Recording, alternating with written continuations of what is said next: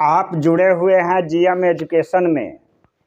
चर्चा का विषय है शिक्षा जगत से जुड़ी खबरें और नियमावली तक। आज के संदर्भ में हम चर्चा करेंगे कि बिहार सरकार के शिक्षा मंत्री डॉक्टर चंद्रशेखर घिर रहे हैं दोहरी वेतन के आरोप के घेरे में। क्या है वास्तविकता, क्या है उनका स्टेटमेंट और क्या है नियम, इस पर हम चर्चा करेंगे। दोनों सरकारी कर्मचारी को चुनाव लड़ने के लिए जो नियम बनाया गया है, इसकी चर्चा करता हूं। आप अपनी राय भी जीएम एजुकेशन के कमेंट माध्यम से व्यक्त करेंगे। एक प्राइमरी में पढ़ाने वाले शिक्षक यदि चुनाव लड़ना चाहता है मुखिया जिला परिषद का, तो उसका जो चुनाव लड़ने की प्रक्रिया है, पहले रिजाइनेशन देना पड़ता है, उसके बाद चुनाव लड़ना पड़ता है। एक व्याख्याता यदि विधायक का लोकसभा का चुनाव लड़ता है, उसका क्या नियम है? वह चुनाव लड़ता है, एक व्याख्याता, एक प्रोफेसर जब चुनाव लड़ते हैं, जीत भी जाते हैं और उसके बाद लीव पर वह विधायक या लोकसभा का मेंबर बनते हैं। वेतन लेने में भी उनका चॉइस होता है, उनकी रुचि पर निर्भर करता है कि या वह विधायक का वेतन लेंगे या जिस संस्थान में वह व्याख्याता हैं, प्रोफेसर हैं, वहां का वेतन लेंगे। दोनों में से एक जगह से वेतन लिया जाता है, जो उनके ऊपर निर्भर करता है।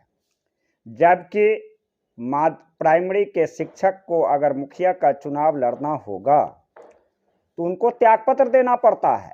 आंगनबाड़ी की सेविका हो, चुनाव लड़ना होगा, त्यागपत्र देना होगा और उसके बाद चुनाव जीतती है। हार गए या हार जाता है तो उसका जो पूर्व में जो नौकरी मिली थी वह भी चला जाता है और चुनाव हार गए तो न पद मिलता है। देहाती कहावत है, धोबी का कुत्ता न घर का न घाट का, वह कहीं का नहीं रहता है। लेकिन माननीय की सरकार है, नियम बनाने वाले भी आप हैं और नियम का उपयोग करने वाले भी आप हैं। तो आप व्याख्याता हैं, प्रोफेसर हैं, उनके लिए अलग नियमावली है। चुनाव लड़िए, हारिए या जीतिए, हार गए तो पूर्व नौकरी में चले जाइए, जीत गए तो आप मेंबर ऑफ असेंबली का मेंबर बनिए, मेंबर ऑफ पार्लियामेंट का मेंबर बनिए। आपको वेतन लेना है, आपकी शिक्षा पर निर्भर करता है, सेलेक्टेड बाय यू एनीवन। आप किस जगह से वेतन लेना चाहते हैं, लिव पर आपको बनेगा। अब यह विषय आज की बातें नहीं है।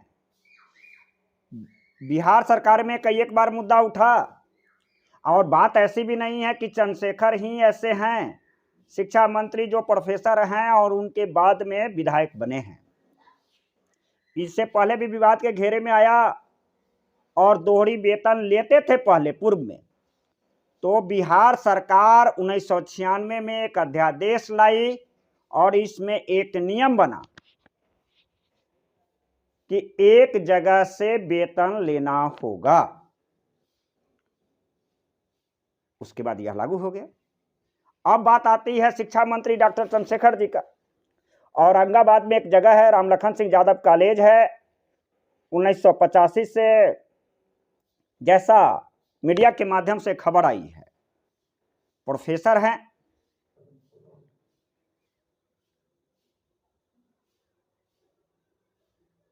रिटायरमेंट का भी समय आ गया है। मार्च 26 में जैसी चर्चा है। 210 से मधेपुरा सदर के विधायक हैं।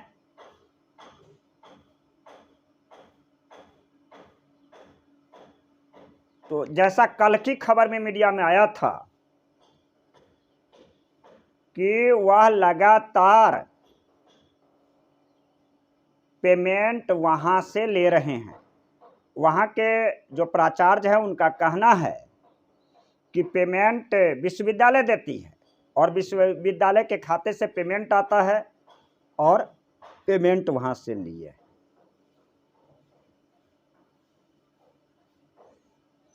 डॉक्टर चंद्रशेखर जी शिक्षा मंत्री बने रहिए जीएम एजुकेशन में, उनका क्या स्टेटमेंट है इसमें देखिएगा। चंद्रशेखर जी का कहना है कि यह जो मीडिया, प्रिंट मीडिया की बात है या जो भी मीडिया इस खबर को फैलाया है उस पर मानहानि का केस करूंगा। मेरे पक्ष के जाने बिना इस तरह की बातें की गई है, चाहे कोई भी मीडिया हो, प्रिंट मीडिया हो, चैनल हो। अगर यह बात दिखाया है कि एक शूद्र शिक्षा मंत्री दोहरी वेतन लिया है तो मानहानि का केस करूंगा। और अब एकलव्य का जमाना नहीं रहा कि अंगूठा दे देगा, वह मुकाबला करेगा। चंद्रशेखर जी मानहानि का केस करके मुकाबला करेंगे, फाइटिंग करेंगे। ऐसी बात नहीं है कि केवल डॉक्टर चंद्रशेखर जी शिक्षा मंत्री व्याख्याता से शिक्षा मंत्री बने हैं। भले ही इन पर मीडिया के माध्यम से दोहरी वेतन का आरोप लगा हो, इससे पहले डॉक्टर मदन मोहन झा जी हैं, प्रोफेसर नवल किशोर यादव जी हैं, उन्होंने भी व्याख्याता से, प्रोफेसर से मेंबर ऑफ असेंबली का मेंबर, विधान परिषद और विधानसभा का मेंबर बने हैं। दोहरी वेतन का आरोप चंद्रशेखर जी का लगा है। आप इसमें आप देखिएगा, वे मानहानि का केस कहते हैं करेंगे। अब इसकी सच्चाई को जानना है कि नियमावली क्या कहता है। उनकी स्वैच्छिक बातें हैं कि दोनों में से किसी एक जगह से वेतन लेना है, या तो वह विधानसभा या विधान परिषद या राज्यसभा या लोकसभा, किसी भी सदस्य का कोई भी मेंबर हो। तो अन्य भाता जैसे हाउस रेंट हो गया, ट्रैवलिंग अलाउंस हो गया, तो उन दोनों में से किसी एक जगह का वेतन ले सकता है। लेकिन अन्य भाता का मतलब होता है कि कार्य के बदले में हाउस रेंट हो गया, यातायात की सुविधा हो गया, टेलीफोन सुविधा हो गया, जहां पर वह विधान ऐसा नियम है और यह नियम गलत है या सही। जीएम एजुकेशन के कमेंट माध्यम से हमारे पास जो खबरें आई है, हमें जो जानकारी है, मैं इसको शेयर कर रहा हूं कि ले सकते हैं। तो इस सच्चाई को जानना होगा कि दोनों में से स्वैच्छिक वेतन किसी एक जगह से लेने का प्रावधान है, चाहे वह व्याख्याता के वेतन से लेते हो या विधानसभा के मेंबर से हो, वहां से ले सकते हैं। वास्तविकता नियम यह कहता है। और जहां पर अभी वर्तमान में यदि विधायक हैं और विधायक के बदले में जो अन्य सुविधाएं दी जाती है, जैसे सत्र में पार्टिसिपेट का भत्ता होता है, तो अन्य भाता का वह हकदार हो सकता है, बशर्ते वेतन वह पूर्व में जहां कार्यरत थे वहां से लें और बाद में विधायक बने हैं तो विधायक का अन्य सुविधा ले सकता है, यह नियमावली कहता है। अब बात आ रही है डॉक्टर चंद्रशेखर जी का। तो रामलखन सिंह यादव के जो प्राचार्य हैं या मीडिया की खबरें हैं आ रही है कि वहां से वे लगातार पेमेंट ले रहे हैं और कहीं हाजिरी नहीं है। प्रश्न पूछा जाता है कि हाजिरी के बिना पेमेंट कैसे मिला, तो उनका कहना है कि विश्वविद्यालय पेमेंट करती है, उनके खाते में जाता है। इसलिए उनकी हाजिरी नहीं बनती है। यह पूर्ण रूप से माननीय शिक्षा मंत्री डॉक्टर चंद्रशेखर जी खंडन कर रहे हैं कि इस तरह का क्या कोई औचित्य ही नहीं बनता कि 2 जगह से वेतन ले। खारिज कर रहे हैं इस बात को।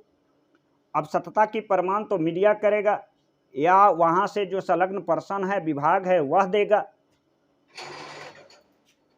लेकिन अन्य भत्ता का हकदार है इसमें पूरे सिचुएशन में।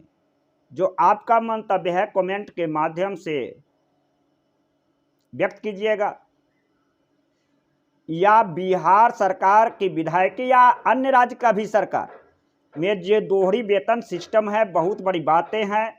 देश का खजाना, राज्य का खजाना लूट खसोट होता है। इसमें नियमावली में एक तरफा कसौटी होना चाहिए। क्या यह न्याय संगत नहीं है? जो एक आंगनबाड़ी का कार्य करने वाला सेविका, कार्य करने वाली सेविका या प्राइमरी या मध्य विद्यालय में पढ़ाने वाले शिक्षक को रिजाइनेशन दे करके मुखिया या सरपंच बनेगा, तो व्याख्याता में जो काम, व्याख्याता प्रोफेसर को भी रिजाइनेशन, कंप्लीट रिजाइनेशन दे करके विधायक या मेंबर ऑफ पार्लियामेंट या विधान परिषद का मेंबर ऑफ विधान परिषद का सदस्य बनना चाहिए। या नियमावली में लचलापन क्यों? एक के लिए बेईमानी क्यों?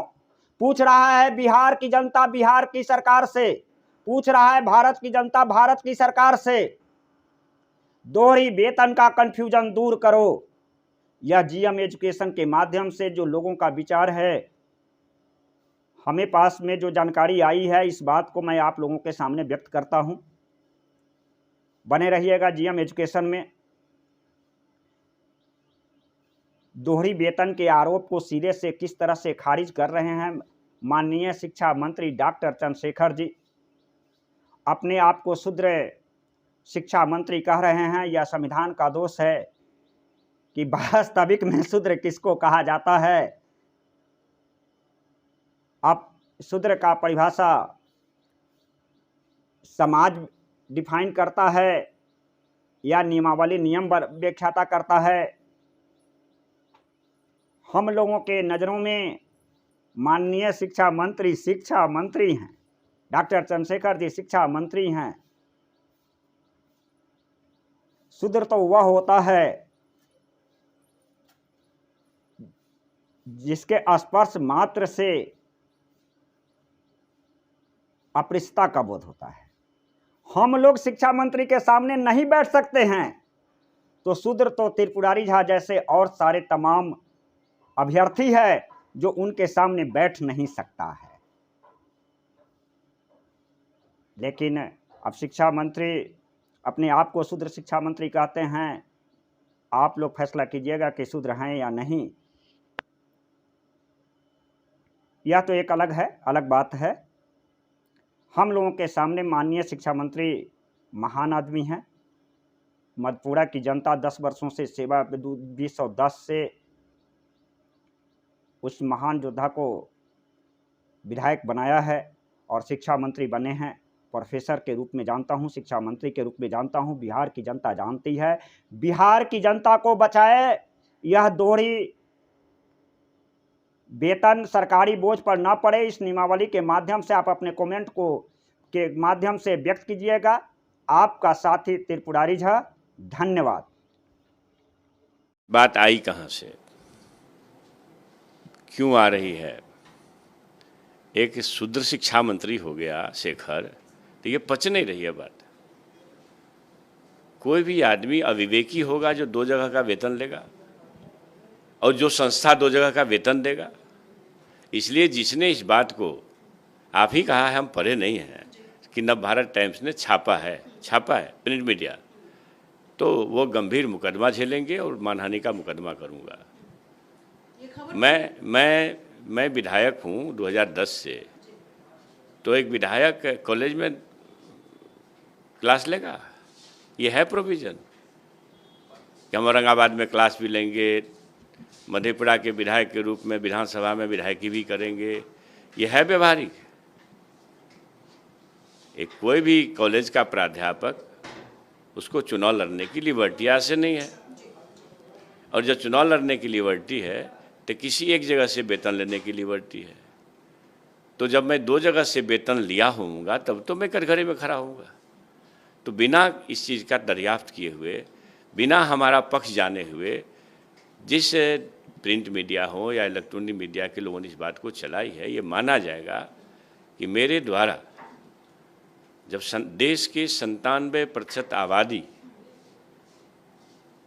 को अपमानित करने वाली जो बातें शास्त्रों में है, जिसको मैंने रेखांकित किया और तथ्यपरक बातें जो सामने लाया, जिस विमर्श से नफरतवादियों को, षड्यंत्रकारियों को खतरा महसूस हो रहा है कि देश में हिंदुस्तान, पाकिस्तान, हिंदू, मुसलमान का जो विमर्श नाजायज ढंग से देश को तोड़ने के लिए चला रहा था, उसमें अगर एक सत्य विमर्श चलना शुरू हो गया, शूद्र भी समझने लगा कि भाई हमारे शास्त्रों में जो हमारे खिलाफ में अपमानजनक टिप्पणी है, इतनी बड़ी नारी शक्ति जब समझने लगी कि हमारे खिलाफ माने शास्त्रों में अपमानजनक टिप्पणी है, तो उसके खिलाफ उठ खड़ा होने का जब माहौल देश में बना है, विमर्श हुआ है, तो मेरे हर सांस को गिनने में लोग लगे हुए हैं। तो उन लोगों को कहना चाहता हूँ आपके माध्यम से कि अब एकलव्य का संतान अंगूठा नहीं कटवाएगा, जवाब देगा। सही जगदेव प्रसाद का